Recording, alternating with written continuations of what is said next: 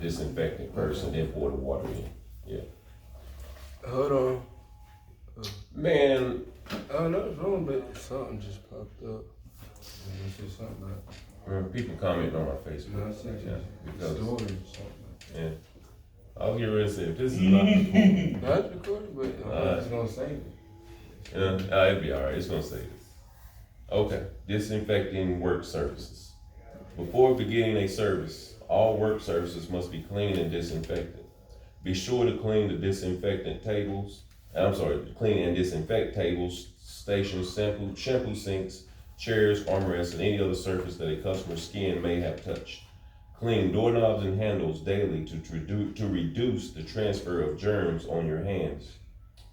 Clean towels, linens, and capes must be used for each client. After a towel, linen, or cape has been used on a client, it must not be used again until it has been properly laundered. To clean towels, linens, and capes, launder according to the directions on the item's label. Be sure that towels, linens, and capes are thoroughly dried. Items that are not dry may grow mildew and bacteria. Some soiled linens and towels are in covered and closed containers away from clean linens and towels. If your state regulatory agency does not require that you do, whenever possible, use disposable towels. Especially in restrooms, do not allow the neckband of capes to touch the client's skin. All states require the use of a barrier such as disposable neck strips or towels to prevent the client's skin from touching the neckline of the cape. That's why we always use neck strips before we put a cape on somebody, because it the cape, you don't want it touching each client's skin, because you try to get as much skin to skin contact on implements, tools, whatever as possible. That's least. Huh? You mean the least amount? The least amount, yes. Did I say the most? I'm sorry. We try to get the least amount of skin contact as possible. Gotcha. Leather is porous material and as such cannot be disinfected. When utilizing a strap or holster, it is important to clean and disinfect the tool or implement after it has come into contact with the leather before using it on a client. It is also important that you wash your hands prior to using the stroke. Even if you are likely to cause a major illness, a minor illness spread through improper disinfection can have devastating impacts on your business. A single case of ringworm or fasciitis spread by a dirty comb or razor blade can quickly be publicized in today's social media world where bad news travels faster than good. Do not let your shop be the one posted on the web for dirty practices. This is what we were talking about yesterday, when we were talking about if somebody gets a ringworm, whether, like I said, you can cut them 1 week, have your tools properly disinfected, done the right way. They can go to another shop, and the other barber or whatever is not as clean as you are. They could be the one to infect them, but it's not going to show, and then they can come back to you. And that ringworm or that infection may not show up right then when the other barber cuts them, and it's going to show up right after you cut them. Even though you're being clean, they can blame a ringworm on you. And 90% of barbers will tell you everybody's had a ringworm blamed on them at one time or another. And that gives you a bad reputation. Don't get me wrong, you're not gonna lose all of your clients, but people will be saying, man, you gave me a ringworm. And they will tell people out in the community about that. So yes, just always try to, like I said, that's why it's always important to keep brushing your clippers out and keep them as clean as possible. Multi-use products. When using creams, lotions, gels, or any other product that is dispensed from a multi-use container, it is important not to contaminate the product. Always use a pump or shaker to dispense products when possible. When products are in a tub-type container, always use a clean spatula, disposable or disinfectable, to remove the product. Never use your fingers. Properly washing your hands is one of the most important actions you can take to prevent spreading germs from one person to another. Proper hand washing removes germs from the folds and grooves of the skin and from under the free edge of the nail plate by lifting and rinsing germs and contaminants from the surface of your skin. You should wash your hands thoroughly before and after working with each customer. Follow the hand washing procedure described in product 4.3. Oh, C43. Okay, yeah, okay, it's in another place. Microbial and antibacterial soaps can dry the skin, and medical studies suggest that they are no more effective than regular soaps or detergents. I had that discussion with someone years ago, and they people feel like they gotta buy antibacterial soaps, and it's, no, you don't. If you can buy the cheapest soap known to man. If you wash your hands right, it's gonna do the same thing that antibacterial soaps do. It's just something that's employed to make you spend more money or to think that you have to have this. It's just not true. Okay. The true benefit of hand washing comes from the friction created from the soap bubbles that can pull pathogens off the skin surface. Repeated hand washing can also dry the skin. So using a moisturizing hand lotion, just like Plush Cuts hand and body lotion, after washing is a good practice. Be sure the hand lotion is in a pump container, not a jar, which ours is squeezable. Avoid using very hot water to wash your hands because this is another practice that can damage the skin. Remember, you must wash your hands thoroughly before and after each service. So do all you can to reduce any irritation that may occur. Waterless hand sanitizers. Antiseptics and chemical germicides formulated for use on skin and are registered and regulated by the Food and Drug Administration. Antiseptics generally contain a high volume of alcohol and are intended to reduce the numbers and slow the growth of microbes on the skin. Where there is visible dirt debris on the hands, neither waterless hand sanitizers nor antiseptics will work until the dirt or debris is removed. This can only be accomplished with liquid soap, a soft bristle brush, and water. Due to the drying effect of alcohol, hand sanitizers should not be overused. But they are an excellent option when hand washing is not possible. Never use an antiseptic to disinfect instruments or other surfaces. They are ineffective for that purpose. I seen somebody try to clean their clippers with Germans. And one of the stupidest things I ever seen. And they actually thought that was gonna work. Yeah, and they actually thought it was gonna work. They put it on a brush and was brushed it in their clippers. Like, man, what are you doing? But anyway, common antiseptics used in the barbershop. Hydrogen peroxide has been used in homes and barbershops virtually forever. It is generally used at 3% strength and works well as an antiseptic. However, it should never be used on an open cut as it destroys the cells that begin the healing process in a wound. Wow. I never knew that. Yeah, Me either, cause I've always put it on the cut. and my mama, my grandmother, peroxide, Yeah. I've Yeah. always put it on the cut or something. everybody from the beginning of time that I've known, when you get a cut, you pour it, and they say it kills the germs. It's fun to watch it bubble. Yeah, you know, and it don't burn like alcohol, you know what I'm saying? But that's kind of crazy though, cause I wonder, I mean, it says that it kills the cells that begin the healing process, so So it could take it longer to take it heal. longer to heal. Yeah. But we never paid attention though. I wonder if it ever did really take long. You know what, that could be something that somebody just, and I don't know how that started, pouring that, you know, it was probably just, you know how they had the old remedies and stuff, and that was just probably something that somebody started and just kept getting passed down from generation to generation, and still to this day, Yeah. people get a cut and they pour hydrant, and not knowing that you are inhibiting the healing process. Them Like ones say it's putting the cleaning fat out the back. dirt. Huh? They say it's cleaning out the dirt. Yeah. That's bumping didn't work. Yeah, you know? That's like, you know, putting when you get like an ingrown toenail or something. Mm-hmm. Like my grandma used to like put a piece of fat back on there. Huh. And Really? the I heard salt, it the doing salt boils was, like worked up. huh? I heard it doing boils like that. Yeah, Bad. the salt on it draws out, Really? yeah, I've never heard that. Draws out the what? draws out the pus and stuff in it. Wow. See, I heard it after boils, never an ingrown tongue. Yeah, shoot, I had fat back on my toes plenty of Did times. it work? I guess it did. Yeah, you didn't have to go get that. You didn't have to get it cut out. Nah, Dang, yeah, that's the first I heard that one. Epsom salt would do the same thing. Yeah, that Epsom salt, Yeah. that was my grandma's Yeah, thing right put in there. some Epsom salt. Yes, sir. Okay. Isopropyl alcohol is effective in cleaning the skin. However, it can be very drying and cause irritation of the skin. Alcohol is not a disinfectant for surfaces or implements and should only be used as a cleaner or antiseptic. Okay. Follow standard precautions to protect you and your clients. Standard precautions are guidelines published by the CDC to require the employer and employee to assume that any human blood and bodily fluids are potentially infectious.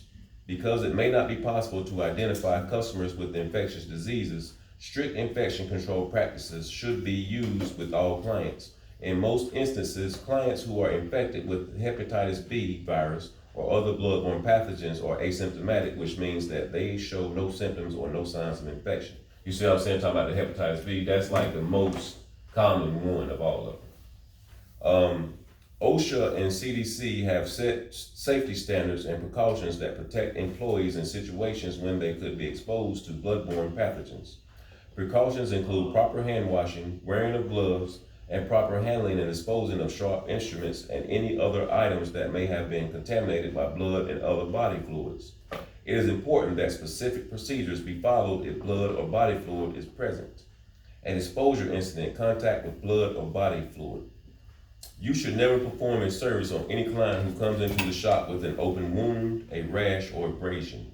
Sometimes accidents happen while a service is being performed in the barbershop. However, exposure incident is contact with non-intact broken skin, blood, body fluid, or other potentially infectious materials that is the result of the performance of a worker's duties. Should the client suffer a cut or abrasion that bleeds during a service, follow the steps outlined in Procedure 4.4 for the client's safety as well as your own. That is also something that I have to go over you all with, like if you're shaving and you cut your client or whatever, as far as stopping the bleeding and whatnot, that's something that we will definitely be covering as well. Because they have different things.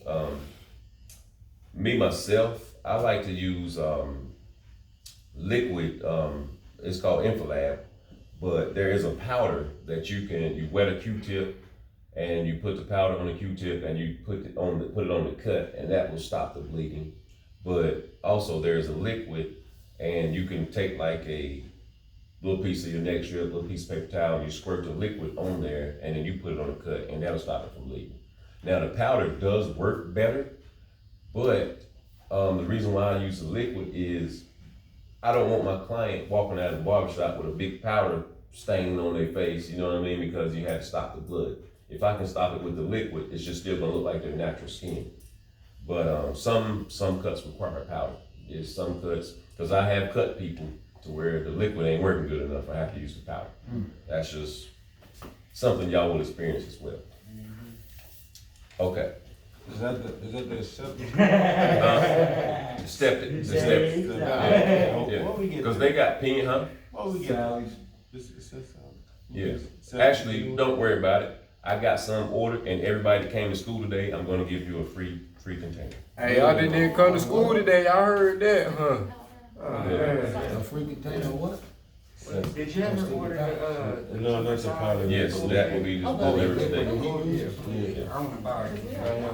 Yeah, we got a powder, that's Yeah. what I'm saying. Okay. Follow safe work practices and safety precautions. Yeah, that's what I'm saying. When you don't come, sometimes you can miss your blessing by not showing up. Yeah. That's right. Most potentially harmful situations in the barbershop can be avoided by being observant and using common sense. Learn to recognize safety hazards to minimize the occurrence of accidents. At the shampoo bowl, be careful how you handle the spray hose. Position the client's head in comfort for access, being conscious of your own body position as well. Do not bend or twist from the waist unnecessarily. Wipe up any water spills or leaks immediately. If the water temperature reaches a scalding level while in the hot position, turn the thermostat on the water heater tank down to a more acceptable temperature for application to the skin, scalp, and hair. Water heaters should not be set at a higher than 130 degrees Fahrenheit. As a precaution, always test the water temperature on the inside of your wrist before applying to a client's hair or scalp. The same procedure may be used to test steam towels for facials and shaves. Electricity. Electricity and water do not mix. Make sure that all electrical appliances and tools are stored safely and preferably unplugged with their proximity to water. Another thing, when y'all leave here at night, well not night, during the day, never ever leave your tools plugged up. Because there could be a lightning storm and it could short out your clippers, short out your tools. I tell my barber, I tell everybody that never, ever.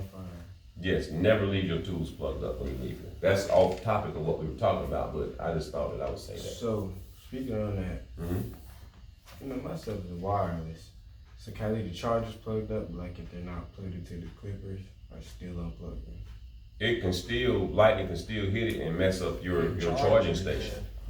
Yeah, because it can short it out. I mean, that's just what lightning can do. Yeah, and then you'd come in and you'd put your clippers on the charger and then you'd be wondering why they ain't charging. Yeah. Okay, next. Never overload electrical outlets or use extension cords. Make sure that electrical outlets located near water sources are ground fault interrupter GFCI outlets. Have shop wiring checked periodically to ensure a safe, fire-free environment. Schedule annual safety and operational checkups for wiring, hot water tanks, air conditioners, and ventilation systems. Tools and equipment should be strategically placed so that the items are safely stored when not in use, yet are accessible when needed. Smaller tools such as trimmers, clippers, blow dryers, or curling irons may be placed in countertop receptacles designed for that purpose.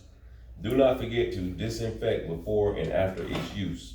Larger equipment such as UV light units used only for storage of disinfecting items may be mounted under the cabinet, attached to a wall, or set on a shelf. Disinfecting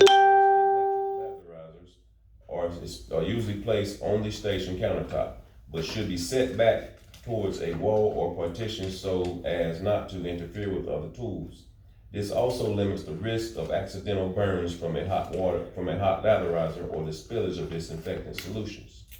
If a tool or implement is dropped on the floor during the service, it must be placed in the disinfectant tool, or you must stop the service and properly disinfect the tool that was dropped prior to continuing the service. This is a good reason to keep an extra set of tools that are ready to use handy. All tools and implements should be in good working condition. Replace damaged tools immediately, including worn electrical cords, chipped clipper blades, cracked housings, and broken shears. Do not try to repair tools yourself. Send them to the manufacturer for service. Never subject yourself or your client to the risk of faulty or broken equipment. And speaking of which, I do have one of those cords. And actually, after lunch, dang, I can't leave. What time you got to work? I work, About 1:30? yeah. Oh, well, okay. Yeah. Well, next week then, because I do got one of them cords. Okay. All right, Barbara. We got school tomorrow? Huh? We got school tomorrow? Yeah, yeah. Oh, okay. Yeah, but I mean, I wanted to do it in the classroom, you know what I'm saying? But now, if we can find time to come in the classroom where I can show everybody, yeah, that would be good too. You talking about just replacing the cord on the clip or something? Yeah. The harmony cord, is that what you talking about? No. No. Just the actual cord. Oh, Yeah, okay. because I got a trimmer at home, the cord is like starting to separate from it and the wires are showing. Yeah, bro. yeah. So you have to go inside. Yeah, you got to take it apart and rewire it. Have you ever used one of those harmony cords? No, I Have you haven't. ever installed them? I We like talked that. about those. The one Well, where you just. I got something similar to that. I have what's called an Andis BGR clipper, Mhm. and it's kind of got like something like that omnicord to it, because you can plug it up, you can put that thing in it, and or you can take it out and use it as cordless. Mhm. That was the omnicord before the omnicord, because I've had those clippers for years, but I've never bought like the omnicord brand stuff. Is the BGR, It's the detachable blade, yeah. I don't really use detachable blades like that. I like I said, man, y'all gonna see over the years, y'all gonna buy all kind of clippers just to try them out, and you're not gonna like. That's why I'm glad I got a school now. I can try y'all clippers and see if I like them versus having to try to buy them myself through trial and error. So yeah, that has came in handy, because over the years, I've purchased so many different pairs of clippers just to see if I'm gonna like them. Some I like, some I didn't. Yeah. Okay, barbering tools and implements are designed for specific purposes. So use the right tool for the job. Do not expect a trimmer to do the work of a clipper. Electrical cords deserve specific mention because they often become a safety hazard in the shop. Cords to clippers, trimmers, curling irons, and blow dryers tend to become twisted and tangled during use. Man, mine look like a dreadlock. They so tangled up sometimes. That's why I wanted to try that Harmony cord. Yeah.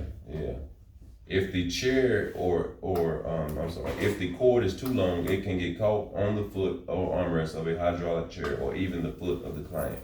Some barbers use cordless trimmers to eliminate the problem altogether. A well-planned workstation with sufficient and conveniently placed outlets can also help minimize the tangled cord syndrome. Never place any tool or implement in your mouth or pocket. Yeah, that's a no-brainer right there. Keep all hydraulic chairs, headrests, shampoo chairs, heat lamps, and lighting fixtures in good working order.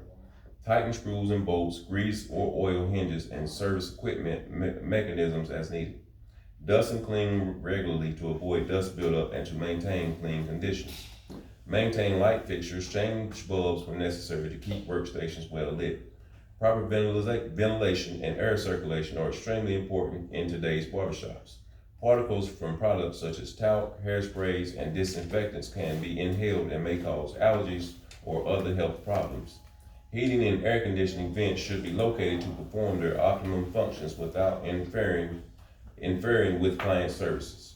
Vents should be vacuumed or cleaned periodically to prevent any buildup of hair that may impede ventilation. Fumes from chemical applications and nail care products require sophisticated filtration units that cleanse and detoxify the air. Once installed, air filters should be changed or cleaned regularly. Attire. Clothing should be comfortable and professional in appearance. Excessively baggy clothes can get in the way of your performance just as easily as tight clothing can restrict it. Long hair worn in a loose style may easily get caught in blow dryer motor vents and other appliances. Keep hair pulled back or short enough to avoid entanglements, and not the Jada Pinkett Smith entanglement. Necklaces should be of an appropriate length as not to get caught on equipment or dangle in a client's face at the shampoo bowl or during a shave. Rings should not be worn on the index and middle fingers as they might interfere with haircutting accuracy. In general, rings with stones and elaborate settings are very hard to keep clean. Watches should be waterproof and shock resistant. Shoes should have non-skid rubber soles with good support. Electronic devices may distract you, such as cell phones or tablets, should be kept stored away and only checked on or answered between clients. Okay, I want to use this for a teachable moment as well. Can I ask a question before? Sure. What? You said pockets. Like, I'm good about putting my comb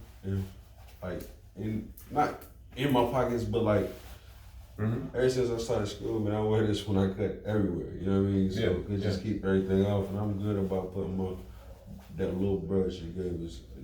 Or the guards and stuff. Not even guard, because I can't see what's going on. I don't Right. really, but sometimes the guards too, flip. But right here in these pockets, and it said don't put any in your pocket. Yeah. Did it mean pants or? No, it does mean those. And why it says that is because the more you put stuff in there, hair collects in those pockets. Gotcha. And that's why it says that. But a lot of barbers don't. And I used to do that as well. I used to have a habit of, I keep my guards, my comb, everything in my pockets because, you know what I mean? It's like having my station in my ear while I'm there, you know what I mean? While I'm cutting. Just like them, I don't even know, the aprons I guess they be wearing with the, magnetic. I mean, I've seen it on the arms, but the aprons have pockets and they just go in.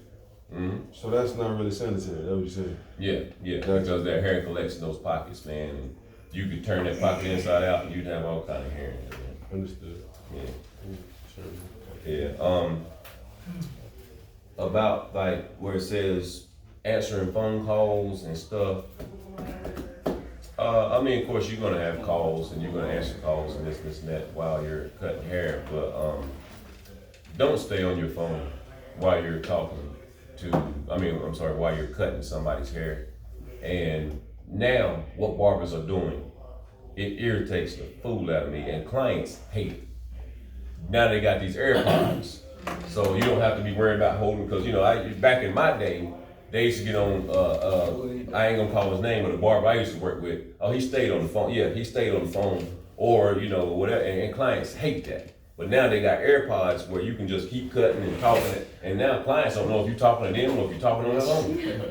And I know barbers that they'll go through a client's entire haircut and won't say not one word to them. They've been on the phone the entire time. That makes that client feels like they're not important, that you don't care about them, and they don't like it. So, yeah, you're gonna get phone calls while you're cutting somebody's hair. I've done it, and I'm gonna tell them, and make sure your client hears you say this. Hey man, I got somebody in the chair, I need to call you back, okay? Just that simple. Those clients are gonna understand you're gonna get phone calls. That's gonna happen. Just don't stay on the phone. Yeah, I've seen that. You know what I mean? You got some barbers here, they'll cut an entire head with their phone, or like I said, but now with the AirPods, they'll in their complete cut, they have not said one word to the client, been on the phone the whole entire It used to time. look like the truck drivers. Back in the day, they had them. Yeah. I don't know what they call, but the truck drivers use them. Yeah, Big, with the like big Yeah, microphone. that's how it used to be back in the day. Yeah. That was So, the AirPods back in the day. They shouldn't have. Yeah. Yeah, Rick, hold on. And adjust. yeah. So let that be a lesson, though, for real, because clients absolutely despise that if you cut their hair and on the phone the entire time. Okay, we're almost there. Children can cause serious risk of injury to themselves in the shop environment. Being aware of their inquisitive nature and the speed with which they can move can help prevent accidents from happening. Post notices in the reception area that advises patrons that children are not to be left unattended. Do not allow children to play, climb, or spin on hydraulic chairs. Do not allow children to wander freely around the shop with access to workstations, storage areas, and so forth. When cutting a child's hair, try to anticipate the child's sudden moves. That's what I was telling you yesterday. Like, especially when you're shaping them up or whatever, you're gonna have the kids you're gonna do it. I don't care how good you are, you're gonna do it. There's gonna be a time where y'all gonna be shaping up a kid, and that kid's gonna move, and their hairline right here, and it's gonna be a nut right here. And it's gonna happen. It's happening to everybody. And you've got one or two choices. Either you're gonna have to tell their parents, I'm just gonna blend this in and go lower or something, or you're gonna have to take their hairline back. I just did it 2 weeks ago. I'm usually pretty good with, moving my hands. So I'm usually pretty good with that. But this particular kid, he got me. Hey, ain't nothing else I can say. He got me. That sneeze will get you too. Yes. Well, luckily, what it wasn't so bad where it was like bald. I just took his top a little bit lower, and I was able to blend it in and made it still keep the hairline where it was supposed to be. And that's another thing y'all gonna do. Y'all are gonna have gaps in people's hair. Sometimes you're gonna be cutting with the grain. It's gonna be a grain change, and you ain't gonna see it, and you're gonna cut it lower. I'm going to be teaching y'all how to blend that in. Don't panic. Don't cut the whole head that length if you don't have to. But all of these things are going to happen to y'all throughout the course of y'all barbering. It's going to happen. And you're going to have somebody that's going to come in and say they got the length of your hair and they want to cut wave length. Now you can't see grain changes and stuff up under there. And so once you cut it and start getting to the low point, you're going to hit that grain change and that hair going to be gone. And there's nothing you're gonna be able to do about it. Less is more. That's why I keep on saying it, bro. Yes. If you want a one, go with that two, so you can see, especially if you're not getting a big chop, so you know what I mean, what's going on with it. Because if not, ask before too. It's good to ask. Now a lot of times clients they've been jacked up so many times because of their grain change. They'll sit in the chair and tell you they got a grain change because they don't want to get jacked up. That's me. A horrible cowlick right there in the front. So I know, you ask when cutting on, cutting it all the way off. Hey, any cowlicks, anything you worry about, gaps, marks in their head that you don't, hair ain't there or something like that. You think you did it? You gotta ask, bro. Oh yeah, sure. Okay, now, where was I? When cutting a child's hair, anticipate a child's sudden moves. Never trust a young child to hold his head still while you approach his head area with shears or other tools. Instead, hold the child's head gently but firmly with one hand while cutting with the other. This technique is especially helpful when cutting around ears and at the nape. When trimming bangs or front hairlines, hold the hair between your fingers at a low elevation, cutting the hair on the inside of your palm, thereby putting the barrier of your fingers between the tool and the child's face. As barbers, many of the things we do to assure client comfort also fall under the category of safety precautions. In the following chapters, you will learn proper draping procedures and chemical application methods to ensure client safety and comfort from the standpoint of avoiding skin irritations, burns, wet or soiled clothing, and so forth. However, there are also several common sense services that should be performed. Using good manners and performing common courtesies will help you gain the reputation of safety conscious and courteous barbering. Assist clients, especially the elderly, in and out of hydraulic and shampoo chairs. Turn hydraulic chairs so the client may get out of the chair without risk of his feet becoming tangled in any of the cords. I just want to share a funny story. This just made me think about something. This was years ago, man. It just made me think about another instance. Man, y'all gonna have all kind of memories from the barbershop. I got 25 years worth of memories. I had a client. He was wanting like a perm. You know what I mean? Like a texturizer. I'm sorry. He wanted a texturizer, and he was an old guy, man. And he I don't know. He was on a cane, and so I had him sitting in the chair. And you know, I was giving the texturizer time to sit in, and that thing started burning. And so he was ready to wash it out, right? So okay, cause I had him sitting there, and I had cause I'm trying to do two clients at a time. And so he was the elderly guy, fell out the chair, and he fell out the chair. And so we tried to get him out, back in the chair, the shampoo chair. And that joker started, it's burning. You ever seen Malcolm X when he started it reminded me of that, man. And this joker, man, because he was old and he moved real slow, it was taking us a minute to get him back in the shampoo because the cape that came off of him, the towel that we had on his collar, all this stuff. So we tried to put all this stuff and he just, it's burning. And man, that was one of the funniest things, man. I'm sorry, Rim Pal. But man, that was funny, man. Oh no. Yeah, that was funny. I mean, he was hollering. Oh man. But anyway, I'm having all kind of memories today. Okay. Always lower the hydraulic chair to its lowest level and lock it in position so that it does not spin while inviting the client to be seated or leave the chair. Hold doors open for clients. Assist clients in walking whenever necessary. Always support the back of the chair and thus the client when reclining when reclining or raising the chair back. Cushion the client's neck with a folded towel in the neck rest at the shampoo bowl. This is especially beneficial for clients with neck injuries such as whiplash. Support the client's head whenever appropriate at the shampoo bowl. Do not ask the client to hold his head up for shampooing or rinsing. Instead, gently turn the client's head on the side for easier access to the back and nape areas. Exits should be well marked and identifiable. Check with your local building inspection office for codes and requirements. Employees should know where exits are located and how to evacuate the building quickly in case of fire or other emergencies. Implement fire drills to practice for this emergency. Fire extinguishers should be placed where they are readily accessible. All employees should be instructed in fire extinguishers use.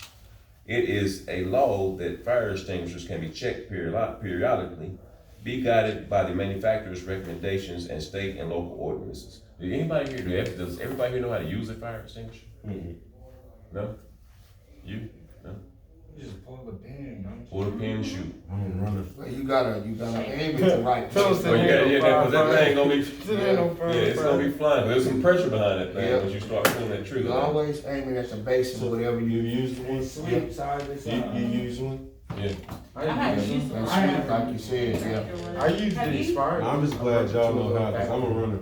He said, Fight or flight, you fight. I broke It's into a time to go. factory and used some old expired. Yeah, expired ones. It wasn't expired. Wait a minute, we are recording. mm-hmm. Yeah. Don't look at the. I didn't say. Talking about being Where at? He didn't say which one, but Yeah. yeah, now they doing facial recognition on you or something. BD. Yeah, I did a B&E last year.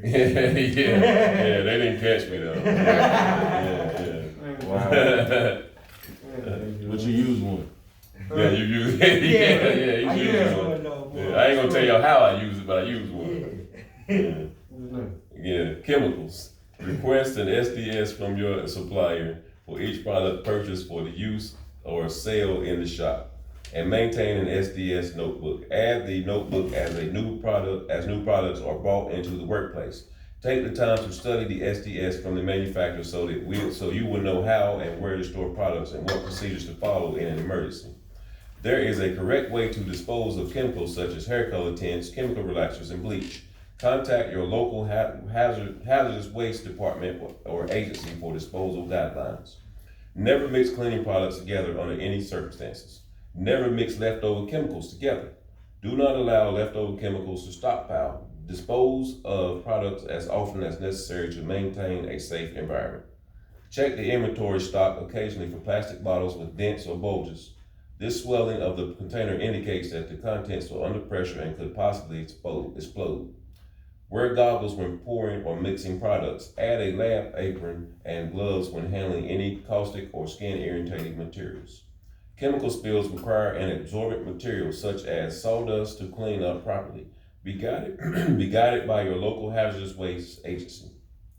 Every solution, liquid, cream, powder, paste, gel, and other substance should be properly labeled. This requirement goes beyond labeled products purchased from a supplier and includes spray bottles of water or setting solutions, disinfectant jars, containers of blade wash, and any other surface used in the shop that is contained within its original packaging. List your professional responsibilities.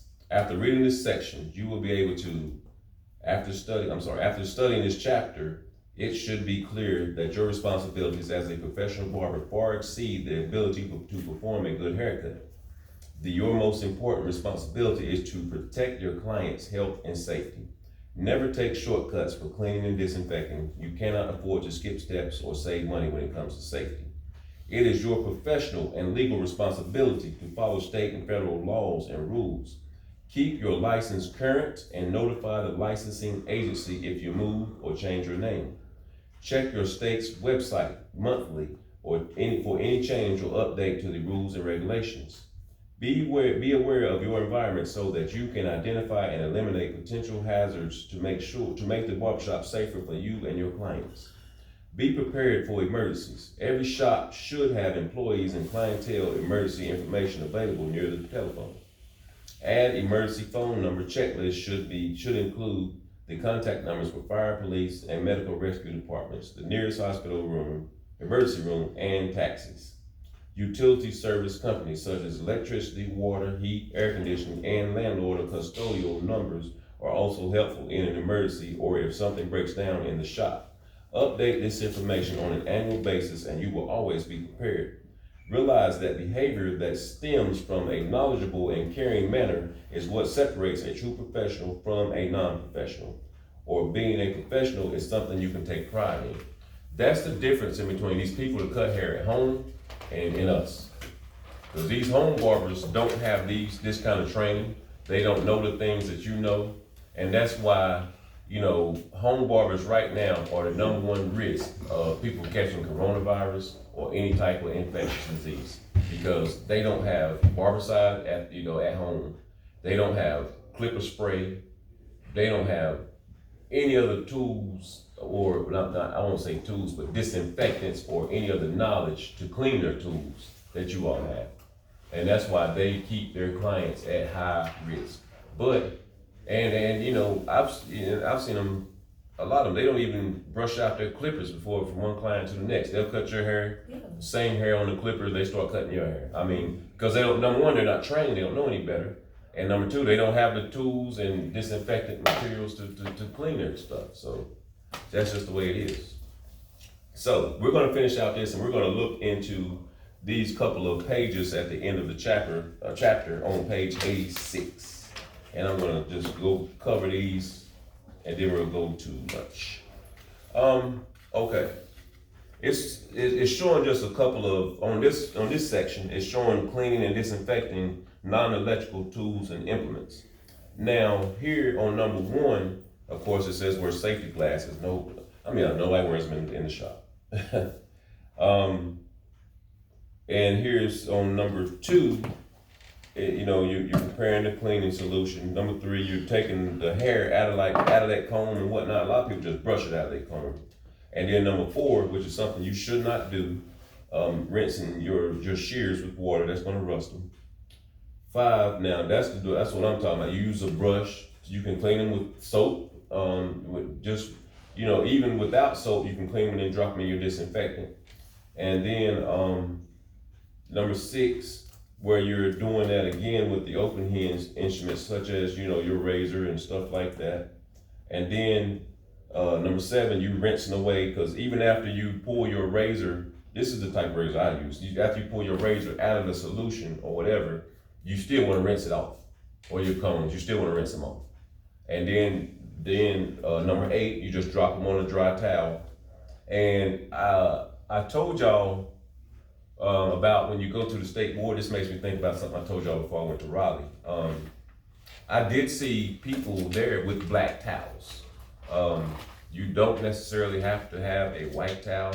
I told y'all it'd be better to have a white towel because so they can see the cleanliness of it. Because white towel is going to show how clean your stuff really is, and there's no hair visible or nothing like that. But I did see some people there taking the test that had black towels, and they weren't penalized for it. So if y'all feel comfortable taking a black towel, by all means take one. But I still recommend you take a white towel, because you want to show cleanliness. And you get you a brand new crispy white towel with your tool sitting on it, nothing looks cleaner than that. Okay, now number 10, that's showing immersing them in the disinfectant. Again, they have shears in there. Do not do that. I don't know why they're doing this. And then it's saying after that time, you take them out of disinfectant, you wipe them off, whatever, and storing them in a implement covered container. I was going to tell y'all about Amelia's station. Now, I noticed that she has that container. That's a pretty good concept, to use if you wanted to keep your stuff clean and free of dust, debris, hair, or whatever. She has that pink container where her guards and stuff are closed, and then she has another container once she's using them. And they're dirty, she's putting them on this container and then disinfecting it after you take them out, right? Mm-hmm. Okay. I mean, y'all might want to look at that and maybe consider doing something to that nature. Yeah. I mean, that was a good idea. Something that I didn't even think to tell y'all. But yeah, if y'all get time, look at that, and that would be a good example to do something, similar to that. Okay. Now, and it says remove your gloves, wash your hands, of course. And now, 4.2, cleaning and disinfecting clippers and outliners. Of course, number 1, you arrange them on the surface. Then number 2, brushing the hair particles out like we always say. Then number 3, now this is a blade wash. There is a thing called a blade wash where you can, it's actually, like how he's pouring this into a jar. It is a jar that's already ready, and you can stick your clippers in there. The blades in there, let them run for a minute. It cleans out the hair, disinfects them, oils them, all that. But a lot of barbers still prefer to have just a spray. But they do have a blade wash that has this same similar manner that they're showing in 4, 5A, and 5B. And number 6, you're wiping them dry. And then number 7 is showing the clipper side, which what most people use with the disinfecting sprays. And then number 8, when you do use it, turn them on. Turn them on and spray it, and you want to see the hair coming out of the clippers. And then you wipe them. And then, like I said, number 10, spray with the clipper, disinfectant, and allow the blades to remain moist for full contact time, as mentioned. And if, whatever, different ones have different, and then you wipe them off. And then you can oil them, oil your clippers, not all the time, but, oil them, often, at least once a month, I would say, or once every couple of weeks. Just lightly oil. What's up, Bill? Okay. Now, I'm going over to the next page. Now this is real deep cleaning. Wiping your cords. You can with a soap and wet towel. You this is very rare, but but with a soapy wet towel, wipe down your cords. I mean that's real disinfection right there. I'm gonna be honest, in my 26 years of barbering, almost 26, I'm on 25 right now. I'm about to be on 26 in September. I've never ever seen anybody wipe their cords. Never. I mean, but that's what we'll be doing here at Plus Just Barber College. We're practicing greatest solutions and cleanest solutions. We're gonna be recording, not recording, we're gonna be wiping our cords. Yeah. Okay, so now, proper hand washing.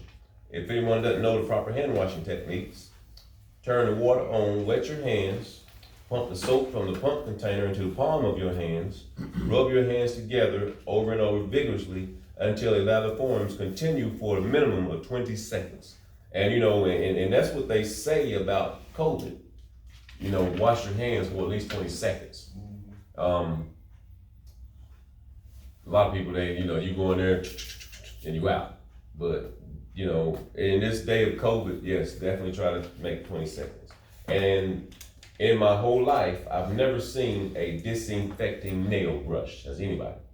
Maybe you, because you got your nails done before. I've seen a nail brush, but not a like the disinfectant. clean. Yeah, I've never seen that. So it's in number 4.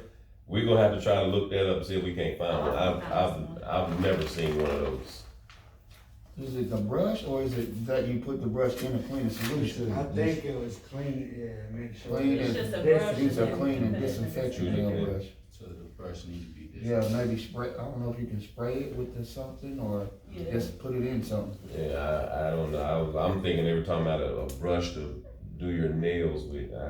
I'll have to find one and bring it in. Yeah, that's Yeah, 'cause outside like of mine. Keywan got one. I got one too at Yeah, home. he But uses it to Keywan brush. got Like the one. manicure and They stuff. got Yeah. a little nail brush. Well, something like I that. see Yeah, barbers okay. use the brush actually, so it's on your hand. Yeah. Yeah. But that's what that look like. That's what it That's looks what like. it isn't is. Yeah, it? that's some kind of disinfectant on it, so you can Yeah. clean your nails. That wouldn't harm them, but Yeah. I don't think it's gonna. Well, like I said, in all my years, I've never seen anybody disinfecting their nails.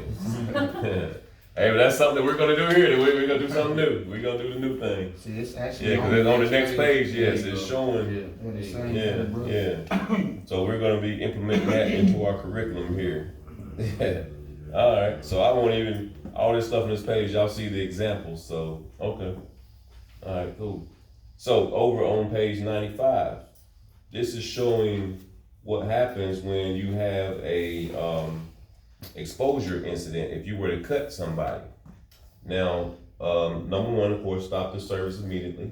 And whatever blade that you're using, we all use disposable blades. Get rid of the blade.